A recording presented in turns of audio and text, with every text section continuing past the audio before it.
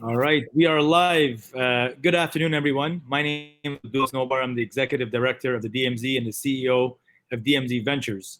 The DMZ is an incubator and accelerator where we help tech startups grow their businesses by providing them with high impact, high intensity, and highly customized program for the founders to validate and build and hopefully scale their startups.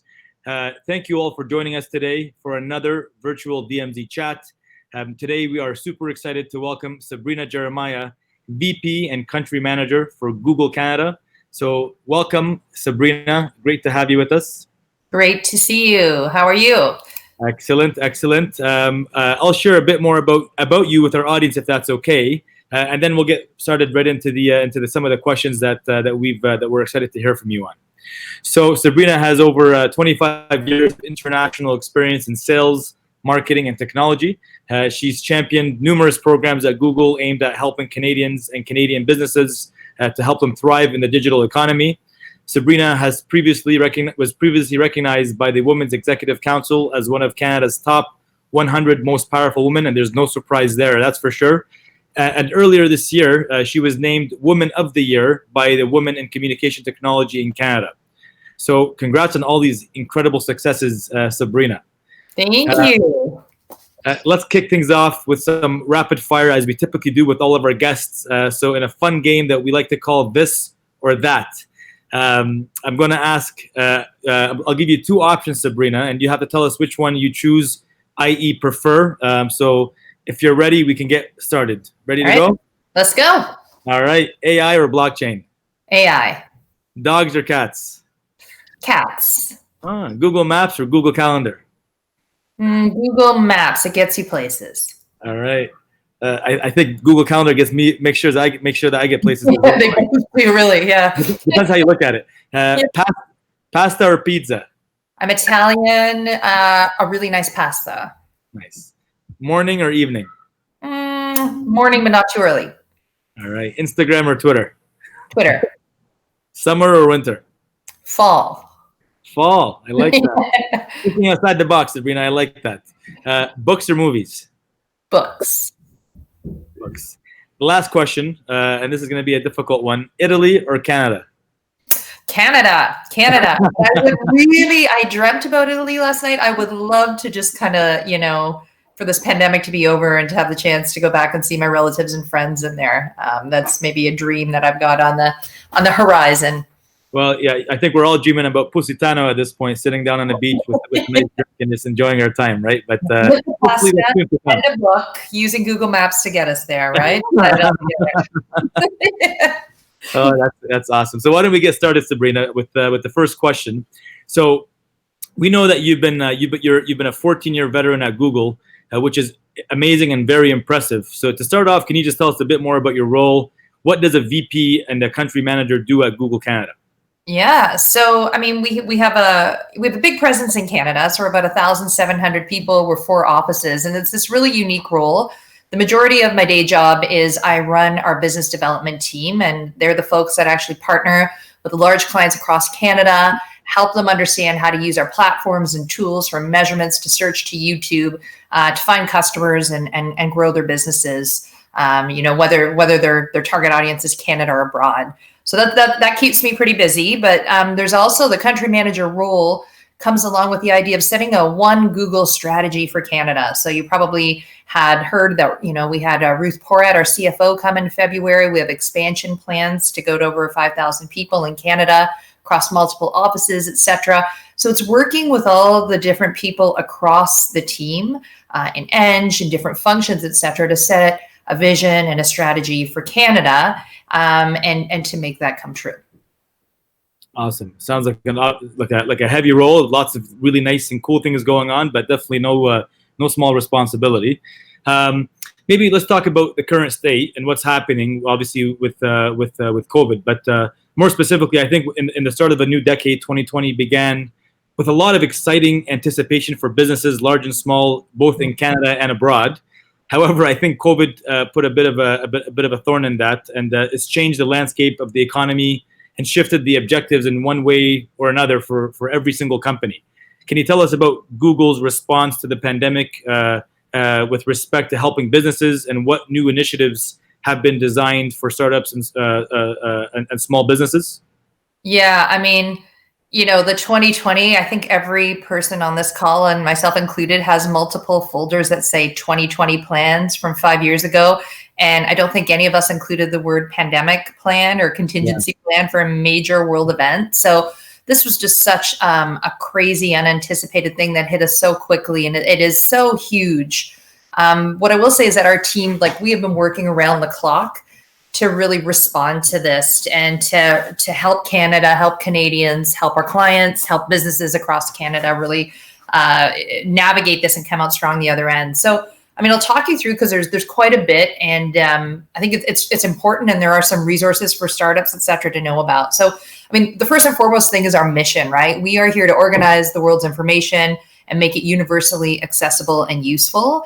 And so the most important thing is that Canadians get really good information about the healthcare crisis. So we have a lot of panels that are there. We have a lot of information across search and YouTube, just driving billions of impressions that go right to the Canadian government. And that's really, really important work. There's a tool too, when you think about our search, is Google Trends. And I'm hoping that the startups in your community are looking at that and using that. We're publishing a lot of the insights we're seeing on coronavirus. So, for example, the notion that people are looking for CERB payments, or people are looking for how many cases in Canada, et cetera, is pretty clear.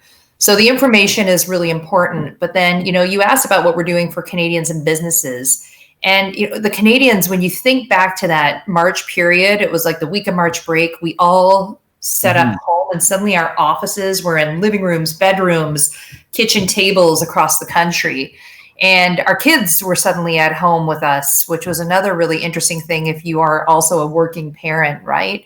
So one of the most important things was enabling productivity in this time and really propelling it. So we made Google Meets free for everyone, and this is the premium edition, and that's till September. So I imagine many of the startups in your community are using that, and a lot of these features and functionalities will continue. And we did a lot with the community around education and this whole challenge. I am a homeschooling vice principal in addition to being a VP at Google.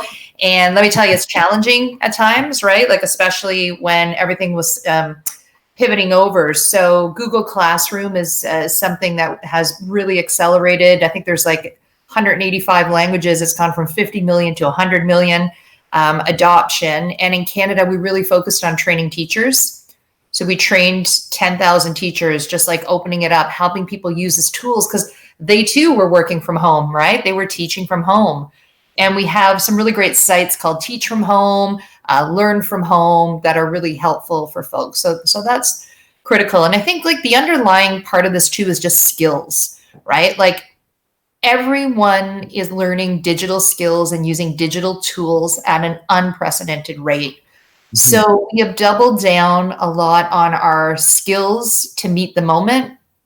And that looks like there's a great repository. It's called Grow with Google. And just for anyone watching, we will I'll send to Abdullah to share with you all the link of all these resources, because I appreciate there's quite a few that you'd be jotting down.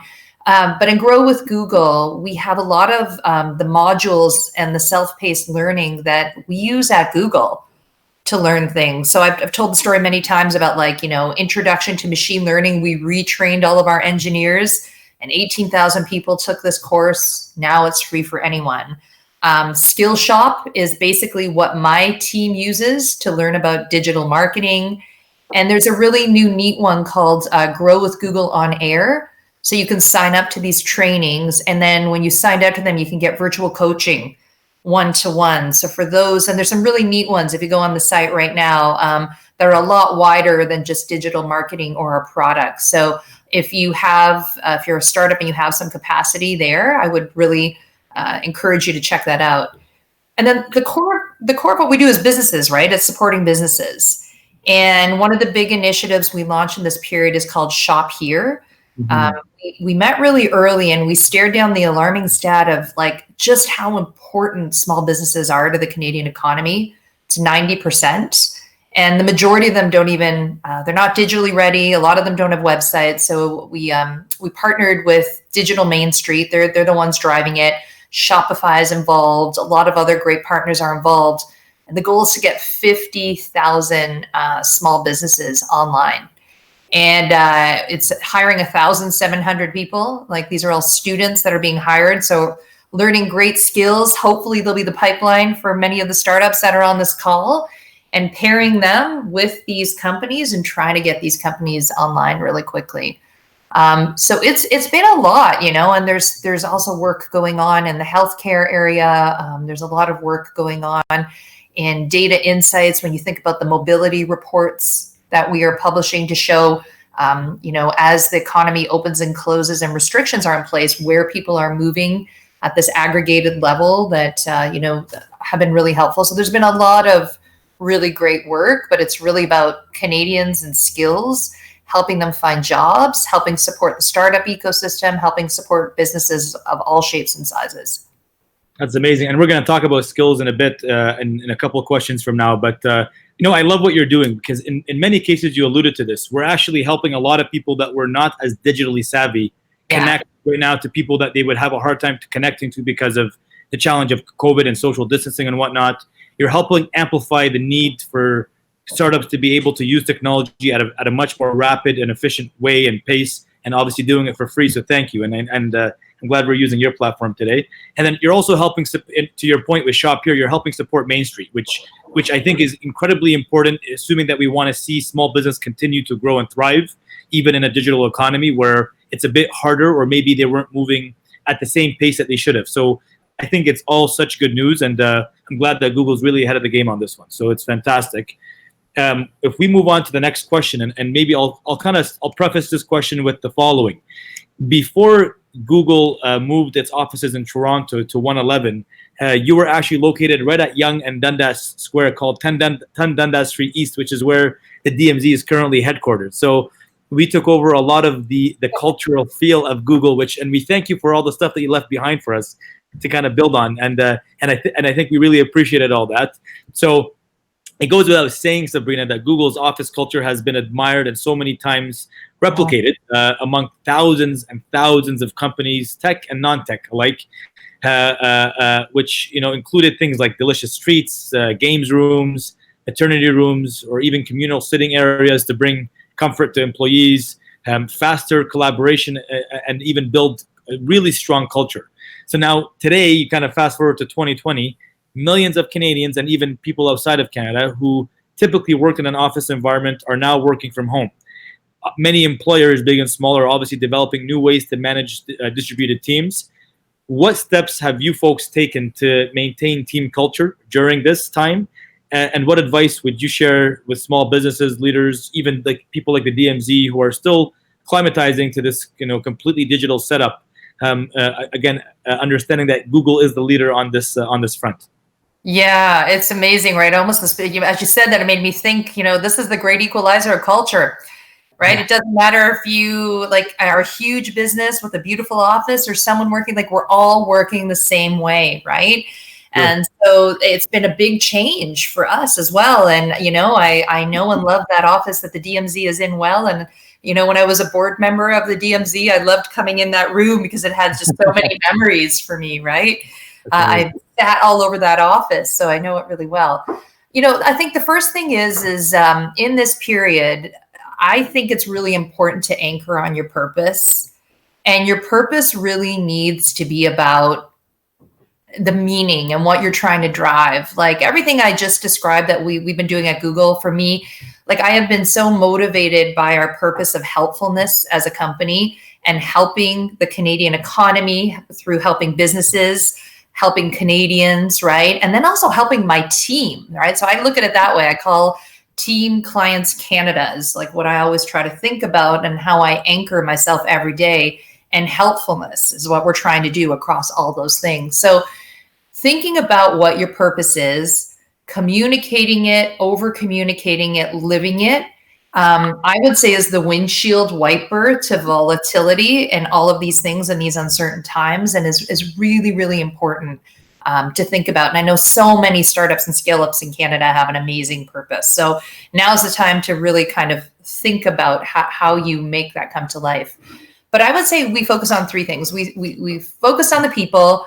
We've really focused on setting boundaries, and we've also focused on routines. So, and focusing on the people, everyone has a unique situation. I described, the challenges of having kids at home. I mean, at least my kids are a little older. I'm on, hangouts all day, and there's kids running in and out. There's people who have sick people in their family. There are expats that are here and their families are far away.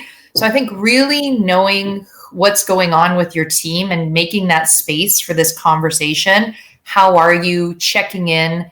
I know that we do that involuntarily a lot in one-to-ones, but in this period, I think you really need to listen for how is that person doing? And the frontline managers it's so important that you're creating space for that and understanding that and supporting your people.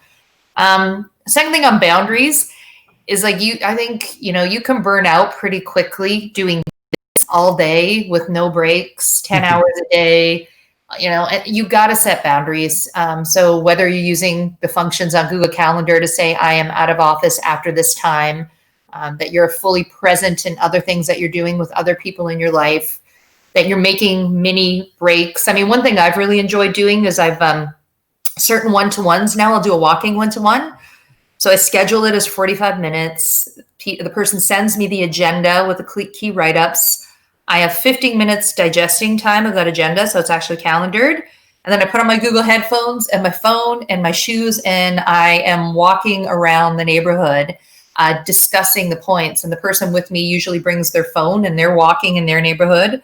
We can always hear lawn mowers.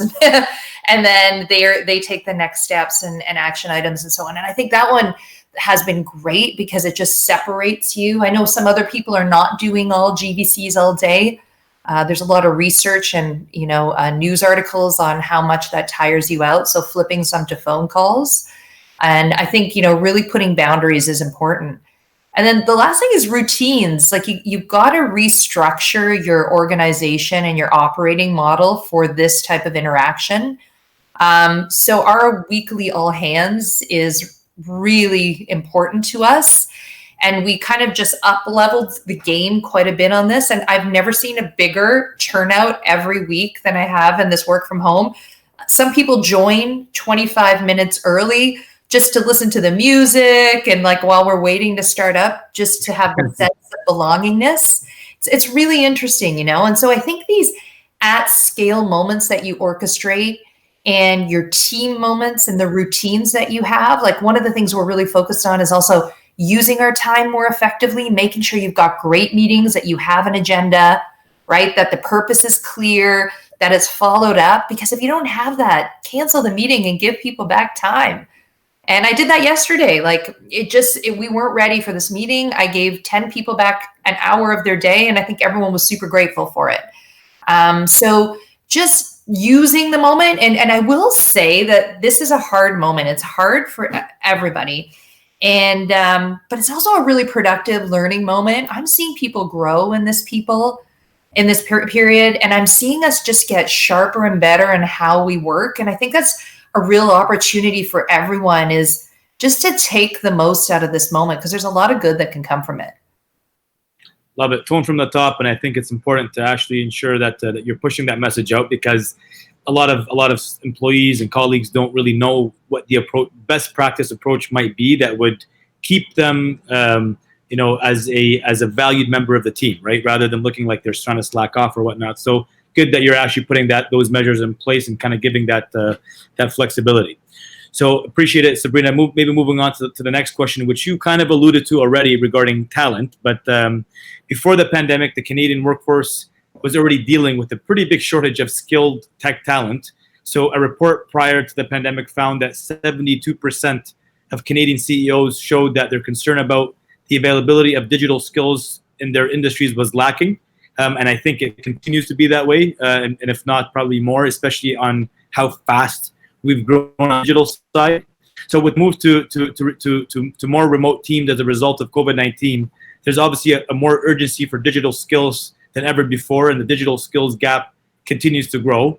So, Sabrina, I know that you are very involved and committed to improving this area specifically, and you're sitting on different countless groups and boards and whatnot.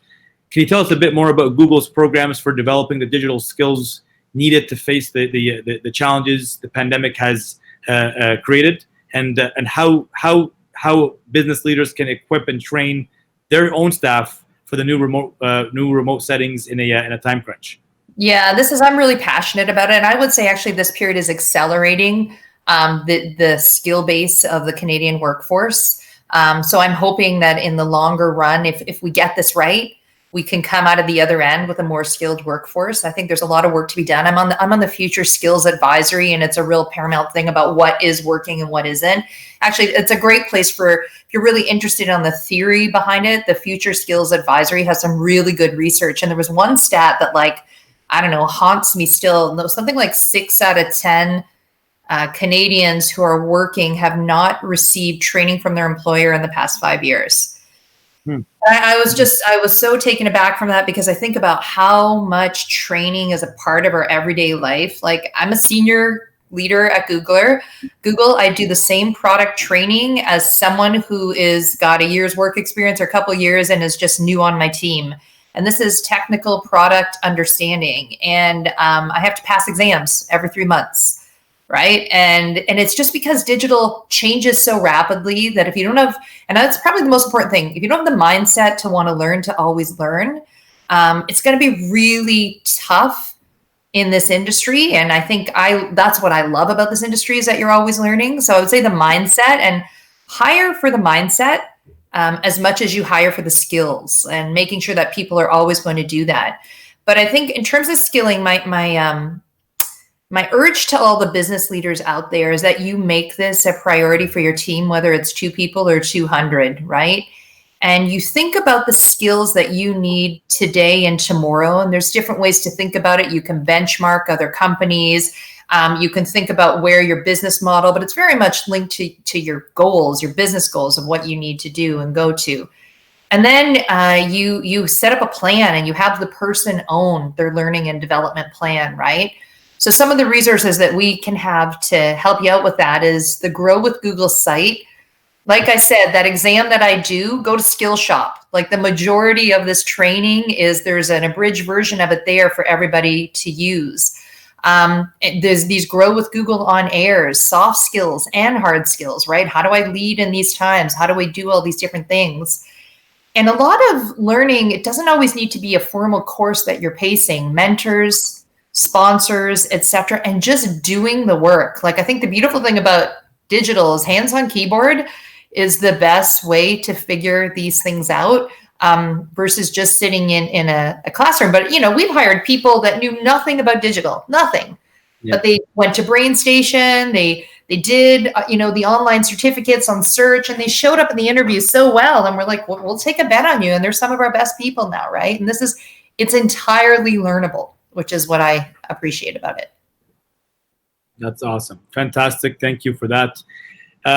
Shifting into the next question, Sabrina. So 2020 obviously has provided us with so many surprises. And in short, let me just say, history likes to remind us that with unprecedented times comes unprecedented opportunities. So you work with a lot of companies across different industries in the country. What are you seeing, and where are the green shoots or opportunities that companies should be thinking about today? Yeah, I mean, the one interesting thing, similar to skills, is that this is a once in a generation digitization opportunity. Like, when we are old and we look back to this period, when you're in it, you don't see it all the time, right? But we're going to go, holy moly, like, that just accelerated, and you name it, right? Hopefully it's your company. I would love to tell that story, that you were on this call, and, it's like this amazing success story. So, like, what I see is about 5 years of digital transformation that's happening in about 5 months. And this is happening across the board. This is happening on the main streets, like the high streets near our homes, like through efforts like Shop Here, where there's a great story. There is a stationery store in Yorkville called Lay Wines. And the owner didn't have a website, didn't have anything. COVID hit. for the first day in 30 years, he's been operating the store for 30 years, he had 0 sales. Wow. So he quickly adapted. He worked with folks. He set up a website. He started a digital marketing campaign. Suddenly, he's getting 70% of his traffic is from outside of Toronto. So he's attracting totally new consumer base. He's going global. And secondly, he sees this huge spike in the thousands of percentages on his sales. And he's just now reinvigorated in a different type of business model. And we know that doesn't last forever, because now his shop can open and he can do both, right? So I'm seeing this with restaurants, with curbside pickup. There's a great restaurant called Fiorentina's, and the owner, Tina, it's just around the corner. It's fantastic. She doesn't have a patio. So she lit up curbside pickup like right away. And now what we're seeing there is 95% of her sales are from curbside pickup. So there's all these different ways that are being accelerated through digital right now. And I think the research and what we're hearing and what we're seeing is that, especially from APAC and so on, is it does stick when things open up again. And it's not like we're going to retreat back. So there's going to be a lot more omni-channel in retail. There's a lot of great work in supporting these businesses as they digitize. And these are really businesses, large and small. And that's why we set up shop here for a lot of the Main Street ones. But a lot of the businesses models, I imagine, of the teams that you are working with, and we had a chat about this yourself, are B2B models powering other businesses, driving this transformation, right? So I think those are really good times, because consumer expectations are rising, and they're rising really quickly. And so companies are catching up to that. To actually deliver on that expect. Think about curbside pickup. Think about grocery delivery times. All these things, right? You want them at Amazon levels, and suddenly everyone is getting there faster, quicker, etc. So, what are the business models that can support all of this? And whether it's domestically and globally, and that's another thing that I talk about a lot is, I think for Canadian companies that the opportunity of global is so huge. There's 37 million people in Canada and 5 billion on the web. And we're seeing a lot of great businesses do great work targeting globally. Like if you look at Lululemon, so they've gone from a clothes manufacturer to, in COVID, they really jumped up their yoga classes on YouTube. So they have this great instructor called Ali Maz, free classes, and this is now suddenly a huge part of their brand and what they do. And then they just bought the company Mirror. So you can start to see how their business model has pivoted and grown. So there's green shoots everywhere, and the digitization is just, I think it is so exciting, and it's a really interesting thing to be a part of. It's neat as you were saying that. So I get a lot of questions all the time from potential founders or potential people that want to build companies saying, is this a good time? Should we start now? Should we hold off? And I think the answer in short is that there's never a perfect time. And if there's actually a great time, it's now. Because if we had, let's just say for the sake of just discussion, if we had 1 million problems to solve for before COVID, we now all of a sudden created 10 million new problems during COVID to solve for. So the opportunity, there's an abundance of, as you mentioned, and I think we have to get way more savvy on the digital side, and we have to support the 5 billion people that are on the World Wide Web that we can actually communicate and support on. So it's such a huge opportunity now, to your point. So I agree. Yeah.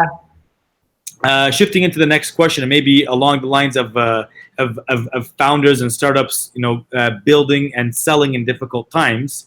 It's I think a lot of companies have seen a decreased demand on the sales funnel. What advice can you give tech startups in particular that might be struggling with their sales cycle during this time?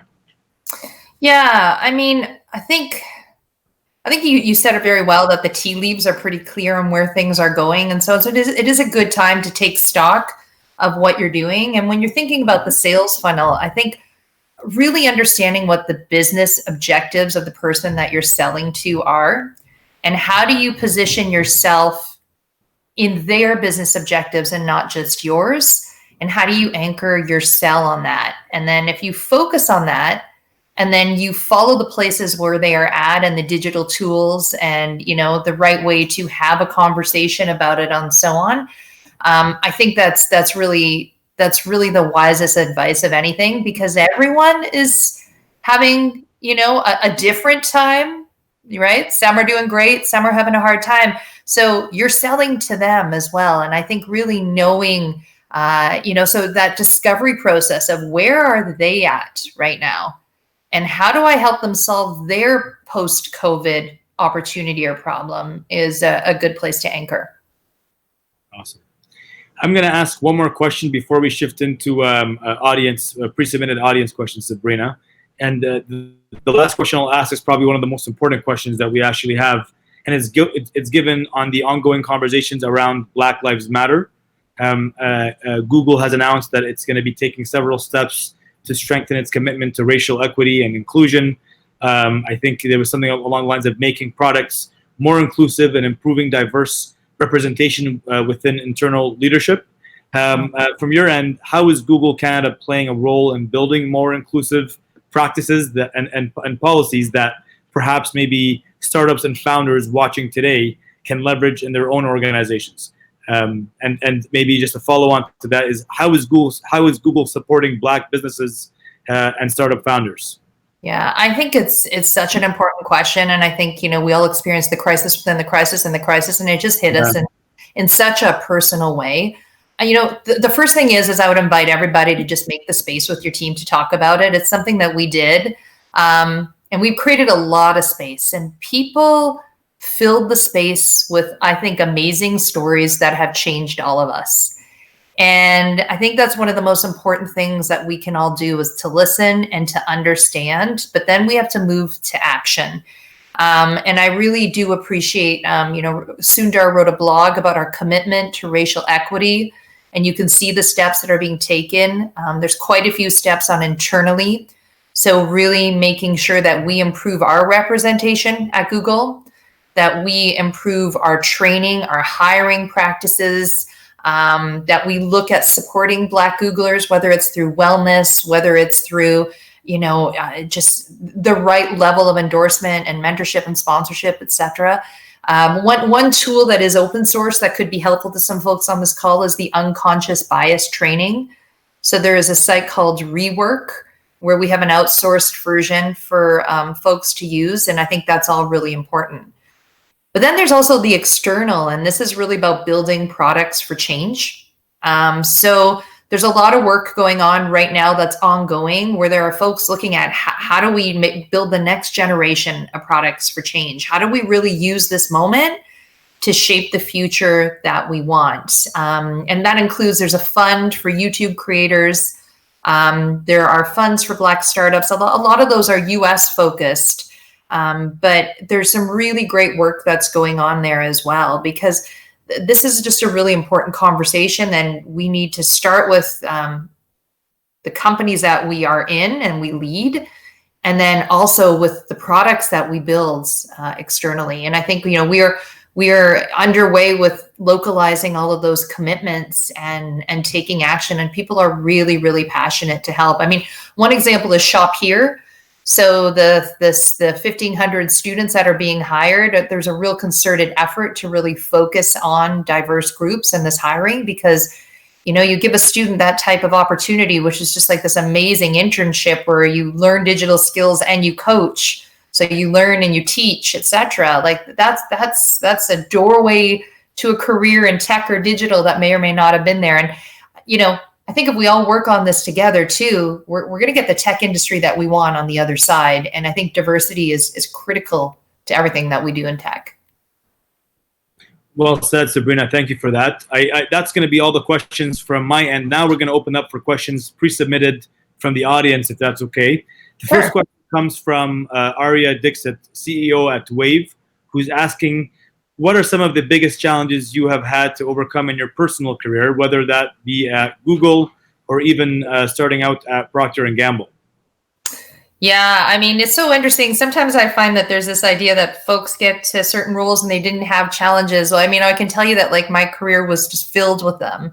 And there's just a lot of different challenges if I think about it, like going from Procter & Gamble, and then I went to Reckitt, and then I joined startups, right? Like I joined Ask Jeeves and I joined Google. Like that was a huge adjustment for me, and understand how to go from structured to unstructured, and then moving countries, which I did about 4 or 5 different times. Like going and learning to operate in different cultural environments and understanding what a different culture was like. I mean, to be honest with you, moving back to Canada from when I was abroad was one of the toughest challenges I had because I had spent 14 years abroad, and suddenly I'm back to Canada, and Google was a lot smaller than Google London that I left. So I've had a lot of challenges. What I will say though is every time I've had really big challenges, when I look back, it's where I grew the most.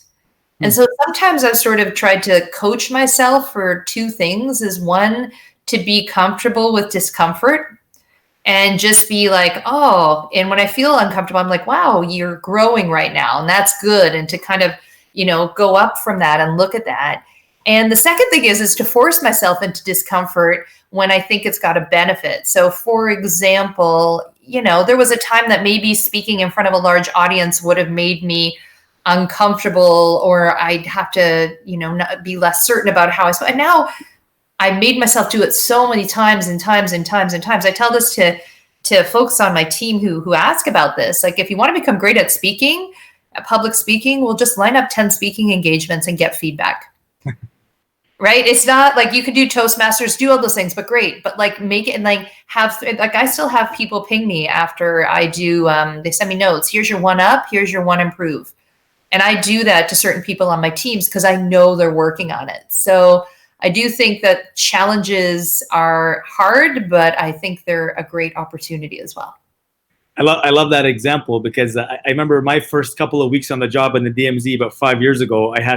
2 weeks in, I had to go and speak to 500 people about what makes the DMZ unique in its own way. And first of all, I don't think anybody can say that maybe some people can say that they actually love public speaking. I don't love it. So to me, it's like 500 people, unique advantage and unfair advantage of the DMZ. And I'm still new to this gig.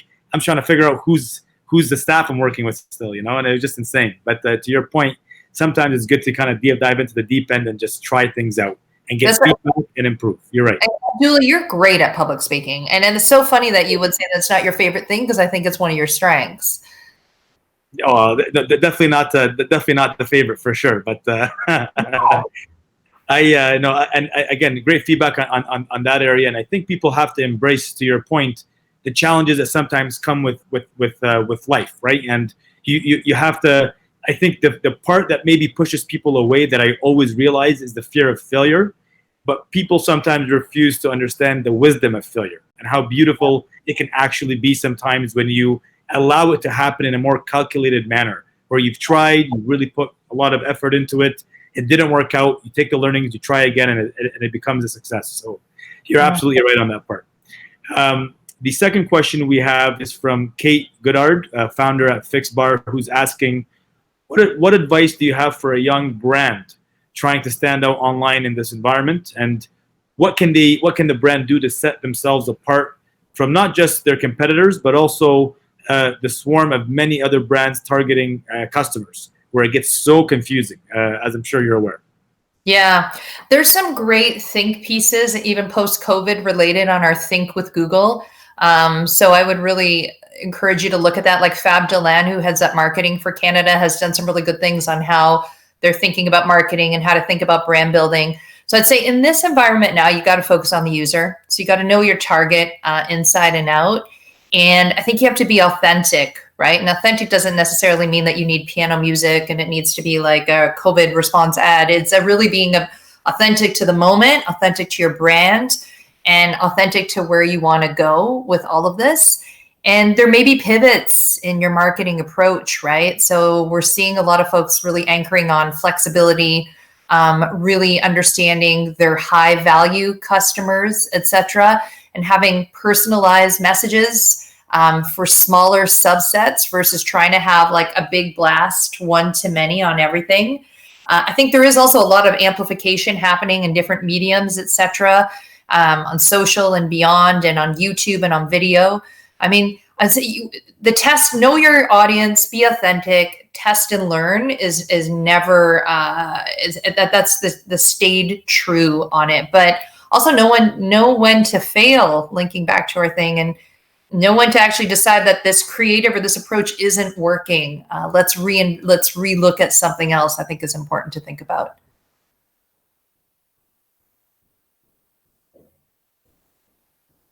Abdullah, I think you're on mute. We are on mute. Is that better? Yes. I'm on mute because, just on the context of boundaries, Sabrina, I'm at the cottage still. So I have a dog barking in the background that I'm trying to make sure that is not in our discussion today. But just the third question that we had from Syed Rab, who's asking, what are some of the companies and or organizations that you admire that have pivoted or retooled from their original mission in lieu of COVID? And what do they do, or what did they do? Yeah, it's interesting, that question. I don't know that a lot of the ones that I admire have pivoted from their mission. If anything, it's like their mission is super clear right now. Like Lululemon, like I actually would say they've just had a growth spurt into their mission, right? It's all about sweat life. It's all about like, with this acquisition of Mirror, these classes that they're doing, they've expanded what they do and how they communicate to, I think, make people experience their mission in a lot more. And I think that's an amazing example.